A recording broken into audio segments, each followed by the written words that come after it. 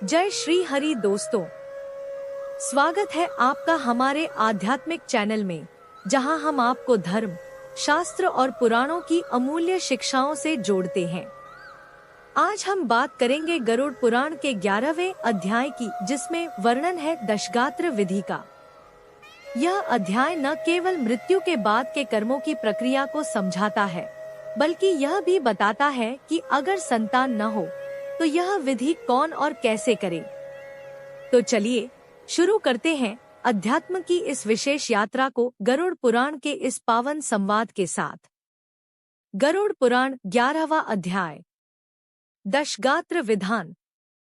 गरुड़ जी भगवान विष्णु से प्रश्न करते हैं, हे प्रभु केशव, कृपया मुझे यह बताइए कि मृत्यु के बाद जो दशगात्र विधि की जाती है उसका क्या महत्व है, इससे कौन सा पुण्य प्राप्त होता है, और यदि किसी मृत व्यक्ति की संतान न हो तो इस विधि को कौन संपन्न करे। भगवान विष्णु के उत्तर से यह अध्याय प्रारंभ होता है, जिसमें वह विस्तार से बताते हैं कि एक दशगात्र विधि क्या है।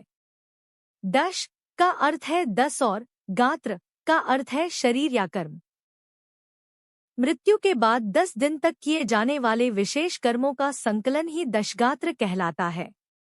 इन कर्मों का उद्देश्य आत्मा की शांति, पितृलोक की यात्रा और उसके आगामी जन्म की तैयारी है। 2. इस विधि के पीछे की भावना। जब कोई व्यक्ति मृत्यु को प्राप्त होता है तो उसकी आत्मा शरीर छोड़ती है, पर वह सूक्ष्म रूप में कुछ समय तक यहीं रहती है। इन 10 दिनों तक विशेष पूजा, तर्पण और श्राद्ध आदि से उस आत्मा को मार्गदर्शन और बल मिलता है ताकि वह पितृलोक की ओर अग्रसर हो सके। 3. दशगात्र के अंतर्गत किए जाने वाले कार्य। प्रतिदिन विशेष भोजन, दान और जल तर्पण की व्यवस्था। ब्राह्मणों को आमंत्रित कर विशेष मंत्रों से हवन, तर्पण व श्राद्ध करना। मृतात्मा के नाम पर गाय, अन्न, वस्त्र और धन का दान।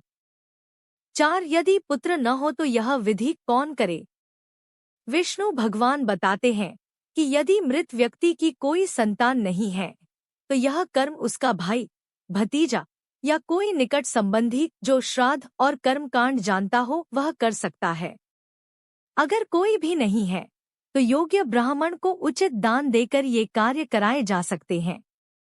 5. दशगात्र का पुण्यफल। यह विधि न केवल मृतात्मा के लिए कल्याणकारी होती है, बल्कि जो लोग यह विधि करते हैं उन्हें भी कई गुना पुण्य प्राप्त होता है। पितरों की कृपा से घर में सुख शांति बनी रहती है और वंश वृद्धि में भी सहायता मिलती है। श्री भगवान कहते हैं, हे तार्क्ष, गरुड़, अब मैं तुम्हें उस दशगात्र विधि के बारे में बताता हूँ जो किसी व्यक्ति के मरने के बाद 10 दिनों तक की जाने वाली धार्मिक विधियों का समूह है। यह विधि अत्यंत महत्वपूर्ण है, क्योंकि जो संतान इसे श्रद्धा और नियम पूर्वक करता है वह अपने पितरों के ऋण से मुक्त हो जाता है। जब किसी के पिता का देहांत हो जाता है तो पुत्र को अपने शोक को छोड़कर धैर्य के साथ और सात्विक, पवित्र व शांत भाव से पिंडदान और अन्य अंतिम संस्कार से जुड़े कर्म करने चाहिए। इस समय उसे भावुक होकर अत्यधिक आंसू नहीं बहाने चाहिए, क्योंकि रोने धोने से मृतात्मा को क्लेश, कष्ट होता है और उसके अगले लोक की यात्रा में बाधा आती है। पुत्र का कर्तव्य है कि वह अपने पिता की आत्मा की शांति और मोक्ष के लिए पूरी श्रद्धा और संयम के साथ यह विधि करे। मुख्य बातें संक्षेप में। दशगात्र विधि मृत्यु के बाद 10 दिन तक किए जाने वाले धार्मिक कर्मकांडों का समूह। पुत्र का कर्तव्य शोक को त्याग कर धैर्य और श्रद्धा के साथ पिंडदान और संस्कार करना। अश्रुपात वर्जित है, अत्यधिक रोने से आत्मा को कष्ट होता है। श्री भगवान कहते हैं, जब किसी प्रिय व्यक्ति की मृत्यु हो जाती है तो स्वजन, रिश्तेदार और परिजन स्वाभाविक रूप से दुखी होकर रोते हैं। लेकिन ध्यान देने वाली बात यह है कि जब परिजन रोते हैं और उनके आंसू, अश्रु और कफ, श्लेष्म गिरते हैं तो वह प्रेत, मृत व्यक्ति की आत्मा उसे विवश होकर पीता है। इसका मतलब यह है कि परिजनों का अत्यधिक शोक मृत आत्मा को पीड़ा देता है और उसकी यात्रा को कष्टप्रद बनाता है। इसलिए इस समय पर व्यर्थ का शोक और रोना उचित नहीं है। इससे आत्मा को दुख होता है और मोक्ष की राह कठिन हो जाती है। फिर भगवान समझाते हैं कि यदि कोई मनुष्य हजारों वर्षों तक दिन रात रोता भी रहे तो भी वह मृत प्राणी को दोबारा नहीं देख सकता, क्योंकि मृत्यु एक अटल सत्य है। जिसका जन्म हुआ है उसकी मृत्यु निश्चित है, और जिसकी मृत्यु हुई है उसका पुनर्जन्म भी निश्चित है। यह संसार का शाश्वत नियम है। यह चक्र चलता रहता है, जन्म, मृत्यु, फिर जन्म। इसलिए बुद्धिमान व्यक्ति को इस तयशुदा सत्य, जन्म और मृत्यु, पर शोक नहीं करना चाहिए। यह स्वाभाविक और अपरिहार्य प्रक्रिया है। भगवान अंत में कहते हैं कि न तो कोई दैवी शक्ति और न ही कोई मानवीय उपाय ऐसा है जिससे एक बार मृत हो चुका व्यक्ति इस संसार में पुनः लौट सके। इसलिए अत्यधिक विलाप करने का कोई लाभ नहीं है। सारांश: रोने से मृत आत्मा को पीड़ा होती है, इसलिए संयम और धैर्य रखें। मृत्यु अटल सत्य है। जो जन्मा है वह मरेगा, और जो मरा है वह पुनः जन्म लेगा। अत्यधिक शोक व्यर्थ है, क्योंकि उससे मृत व्यक्ति वापस नहीं आता। समझदार व्यक्ति को जन्म और मृत्यु जैसे निश्चित विषयों पर दुख नहीं करना चाहिए। भगवान कहते हैं, अगर इस संसार में अवश्य होने वाले दुखों और घटनाओं को रोका जा सकता, अगर कोई उपाय होता कि हम जन्म, मृत्यु, वियोग या दुख को टाल सकते, तो फिर नल, राम और युधिष्ठिर जैसे महान और पराक्रमी पुरुषों को भी कभी कोई दुख न होता। राजा नल को पत्नी दमयंती से वियोग हुआ, वनवास झेलना पड़ा। भगवान श्रीराम को भी अपने पिता की मृत्यु का शोक, पत्नी सीता का हरण और जीवन भर संघर्ष झेलना पड़ा। महाराज युधिष्ठिर को कुरुक्षेत्र का युद्ध, अपने भाई और गुरुजनों का वध और भारी मानसिक पीड़ा सहनी पड़ी। इन सभी ने अपने जीवन में बड़े बड़े दुख सहे। यह इस बात का प्रमाण है कि कोई भी व्यक्ति, चाहे वह कितना भी महान या धार्मिक क्यों न हो, इन जीवन की अपरिहार्य परिस्थितियों से बच नहीं सकता। इसके बाद भगवान कहते हैं कि इस संसार में कोई भी व्यक्ति सदा किसी और के साथ नहीं रह सकता। यानी कोई रिश्ता, कोई साथ हमेशा नहीं रहता। सभी संबंध समय के साथ बदलते हैं या समाप्त हो जाते हैं। जब हमारा अपना शरीर भी हमेशा हमारे साथ नहीं रहता, यानी जब आत्मा को अंततः शरीर को छोड़कर जाना ही होता है, तब फिर दूसरों, रिश्तेदारों, मित्रों आदि के साथ हमेशा के लिए साथ रहने की उम्मीद करना ही व्यर्थ है। सारांश: मुख्य बातें। अगर दुखों को रोका जा सकता तो राम, नल और युधिष्ठिर जैसे महान लोग कभी दुखी न होते। दुख, मृत्यु और वियोग संसार के नियम हैं, इनसे कोई नहीं बच सकता। इस संसार में कोई रिश्ता स्थायी नहीं है। हर किसी को एक न एक दिन बिछड़ना होता है। जब आत्मा को अपने ही शरीर का साथ नहीं मिलता सदा के लिए, तो औरों का साथ हमेशा मिलना असंभव है। भावार्थ: इस श्लोक के माध्यम से भगवान यह सिखाते हैं कि संसार में कुछ भी स्थायी नहीं है। दुख और वियोग जीवन का हिस्सा है। इसलिए हमें इनसे विचलित न होकर जीवन को समझदारी और धैर्य से जीना चाहिए।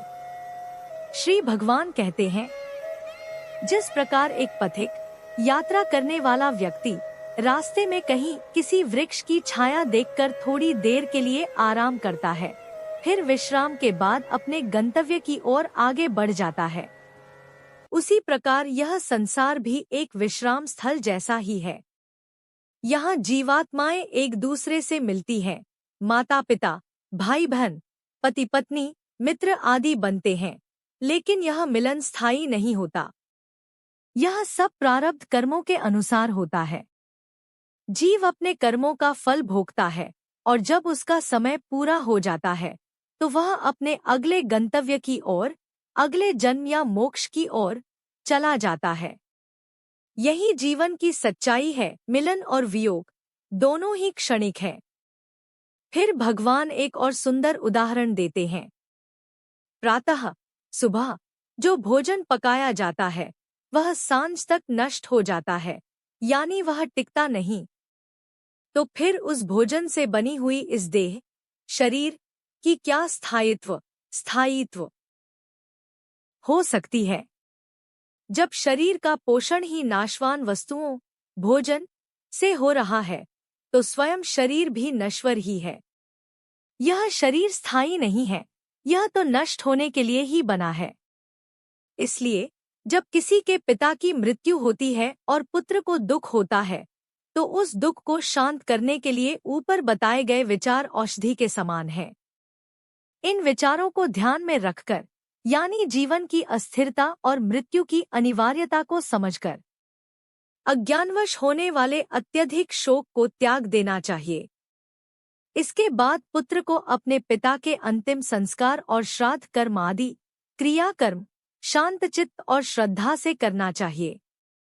सारांश: जीवन एक विश्राम स्थल जैसा है। जीव मिलते हैं और फिर अपने कर्मानुसार आगे बढ़ जाते हैं।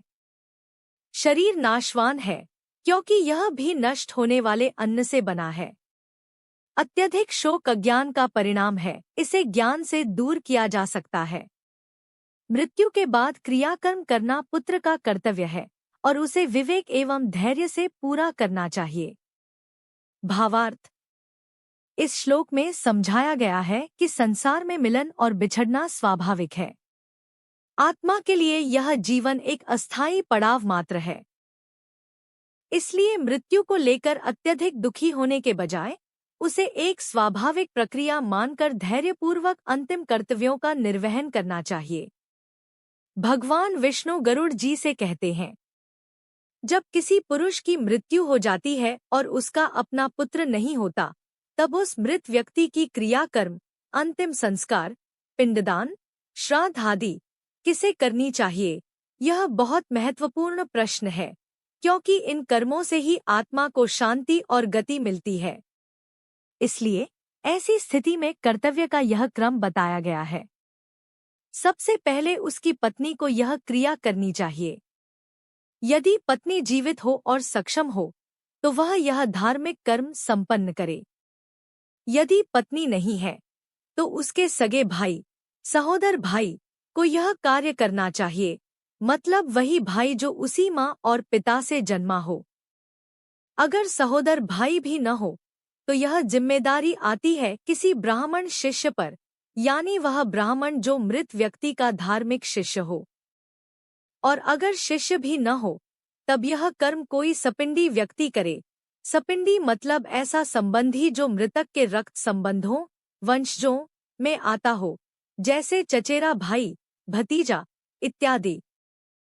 इसके आगे भगवान यह स्पष्ट करते हैं, अगर मृत व्यक्ति के अपने पुत्र नहीं हैं, तो उसके बड़े या छोटे भाई के पुत्र या पौत्र यानी भतीजे और उनके बेटे दशगात्र और श्राद्धादि कर्म करें। और अंत में भगवान मनु के एक कथन का उल्लेख करते हैं, यदि एक ही पिता से जन्मे हुए भाइयों में से कोई एक भाई पुत्रवान है, तो समझो सभी भाई पुत्रवान हो जाते हैं। इसका भाव यह है कि एक भाई का पुत्र पूरे कुल का उत्तराधिकारी और धार्मिक कर्तव्यों का निर्वाहक माना जाता है। उसी पुत्र से बाकी भाइयों का भी पितृऋण चुक जाता है। सारांश: मुख्य बातें। पुत्र न होने पर क्रियाकर्म करने की प्राथमिकता का क्रम है। पत्नी, सहोदर, भाई, ब्राह्मण, शिष्य, सपिंडी, रक्त संबंधी। यदि किसी पुरुष के स्वयं के पुत्र न हो, तो भाई के पुत्र या पौत्र से दशगात्र और अन्य कर्म करवाने चाहिए। मनुस्मृति के अनुसार एक भाई का पुत्र पूरे परिवार के लिए पुत्रवत होता है, वह सब भाइयों का पितृ ऋण चुका सकता है।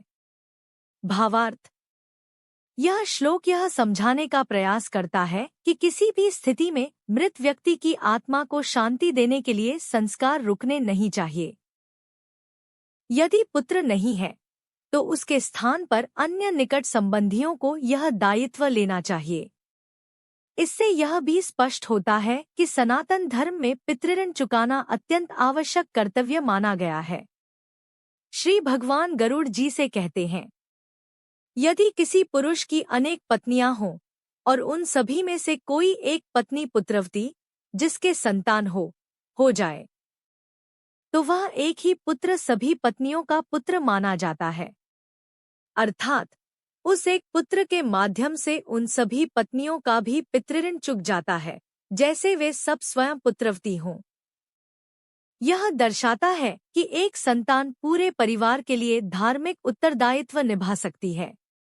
यदि ऐसा हो कि सभी भाई पुत्रहीन हो, यानी परिवार में कोई भी संतान न हो, तो ऐसी स्थिति में उनका कोई मित्र जो आत्मीय और विश्वस्त हो, उस मृतक की पिंडदान और श्राद्ध क्रिया कर सकता है। यदि मित्र भी उपलब्ध न हो, तो पुरोहित जिन्होंने मृतक के साथ धार्मिक संपर्क या सेवा की हो, को यह कर्तव्य निभाना चाहिए। कभी भी क्रियाकर्म को छोड़ा नहीं जाना चाहिए, चाहे परिजन हो या नहीं, क्योंकि यह कर्म आत्मा को शांति देने और उसे अगले लोक की यात्रा में सहायता करने के लिए अत्यंत आवश्यक है।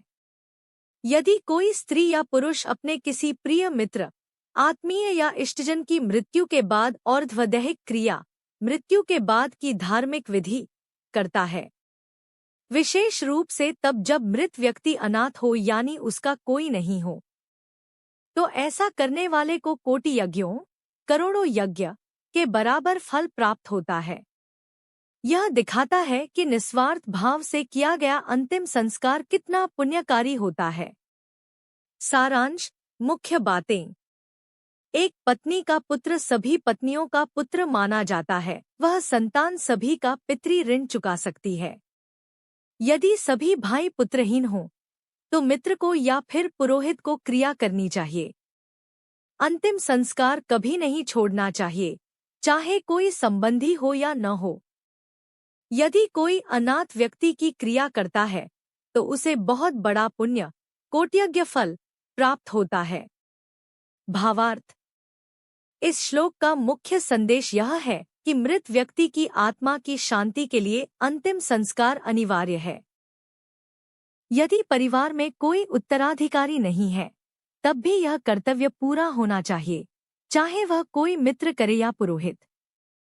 और यदि कोई व्यक्ति निस्वार्थ भाव से किसी अनाथ का संस्कार करता है, तो वह अत्यंत पुण्य का भागी बनता है।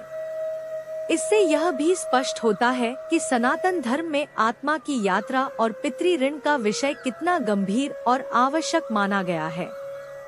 श्री भगवान गरुड़ खग से कहते हैं, जब किसी व्यक्ति की मृत्यु होती है, तो उसके लिए दशगात्र और अन्य उत्तर क्रिया, पिंडदान, श्राद्ध आदि उसका पुत्र ही करे। यह उसका धर्म और कर्तव्य है। परंतु यदि पिता का बड़ा ज्येष्ठ पुत्र मर जाए और पिता को उससे बहुत स्नेह हो, फिर भी पिता को उस पुत्र की दशगात्रादि क्रिया स्वयं नहीं करनी चाहिए। यानी पुत्र के लिए पिता को अंतिम संस्कार का कर्म नहीं करना चाहिए, भले ही प्रेम अत्यधिक हो। ऐसा इसलिए क्योंकि धर्मशास्त्रों के अनुसार पुत्र का अंतिम संस्कार पिता द्वारा करना शास्त्र सम्मत नहीं है। यदि किसी व्यक्ति के कई पुत्र हों, तब भी दशगात्र, मृत्यु के 10 दिन तक के संस्कार, सपिंडन, पिंडों का एकीकरण और षोडश श्राद्ध, 16 प्रकार के श्राद्ध कर्म, ये सभी एक ही पुत्र द्वारा किए जाने चाहिए। यानी कई पुत्रों में से एक को चुना जाना चाहिए जो यह संपूर्ण कर्तव्य निभाए। यदि पैतृक संपत्ति का बंटवारा हो चुका हो, यानी सभी पुत्र अलग अलग हो गए हों और अपनी अपनी हिस्सेदारी ले चुके हों, तब भी दशगात्र, सपिंडन और षोडश श्राद्ध केवल एक ही पुत्र को करना चाहिए। इसका मतलब है कि संपत्ति में बंटवारा होने से धार्मिक जिम्मेदारी बंट नहीं जाती, ये कर्म सामूहिक नहीं किए जाते। लेकिन जब वार्षिक श्राद्ध, सांवत्सरिक श्राद्ध की बात आती है, तो जो पुत्र संपत्ति में अलग हो चुके हैं, वे अपने अपने हिस्से अनुसार अलग अलग श्राद्ध करें। यानी सांवत्सरिक जैसे नियमित और आवर्ती श्राद्ध कर्म सब कर सकते हैं, लेकिन प्रारंभिक संस्कार मूल उत्तरक्रिया एक ही पुत्र द्वारा हो, यही शास्त्रीय नियम है। सारांश, मुख्य बातें।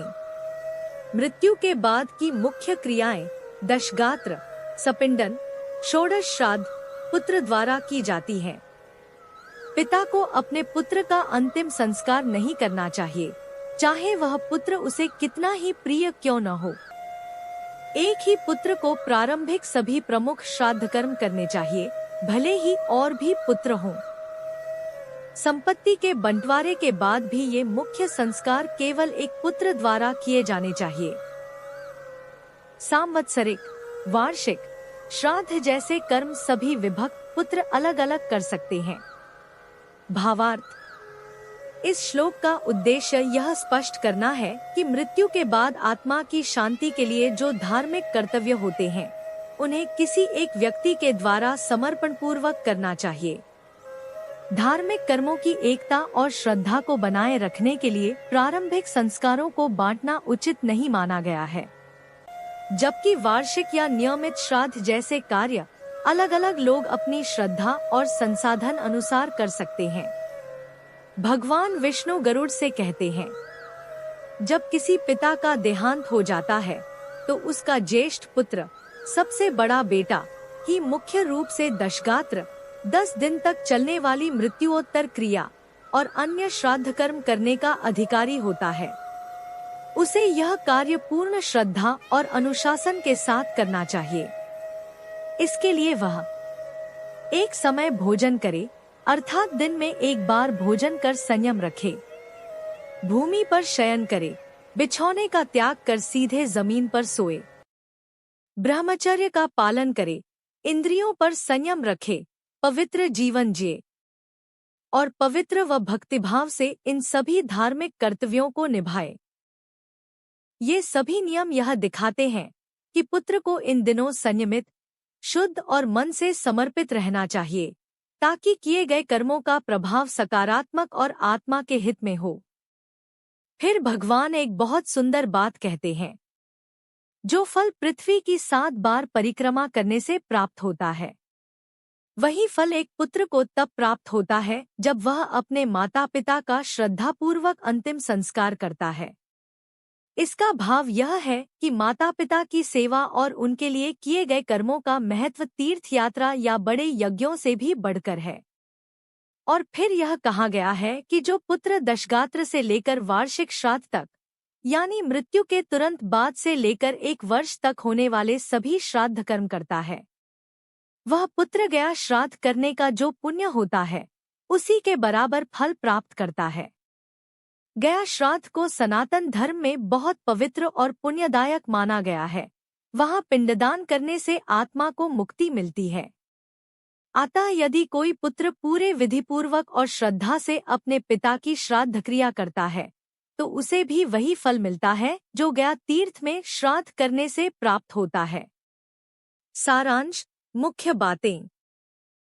ज्येष्ठ पुत्र को नियम पूर्वक, संयम और श्रद्धा से दशगात्र व श्राद्ध कर्म करना चाहिए। उसे इस दौरान एक समय भोजन करना चाहिए, भूमि पर सोना चाहिए, ब्रह्मचर्य धारण करना चाहिए और पवित्र आचरण बनाए रखना चाहिए। माता पिता की क्रिया करने से वही फल मिलता है जो पृथ्वी की 7 बार परिक्रमा करने से प्राप्त होता है। जो पुत्र दशगात्र से वार्षिक श्राद्ध तक करता है, उसे गया श्राद्ध के समान पुण्य मिलता है। भावार्थ, यह श्लोक हमें यह सिखाता है कि माता पिता के लिए किया गया धर्म और सेवा सबसे बड़ा पुण्य है। श्रद्धा, संयम और सच्चे भाव से यदि पुत्र अपने कर्तव्यों का पालन करे, तो उसे वह फल मिलता है जो बड़े बड़े तपस्वियों को भी कठिन साधना से मिलता है। यह केवल कर्मकांड नहीं, एक आध्यात्मिक उत्तरदायित्व और आत्मिक सेवा है। पूजा का स्थान और समय।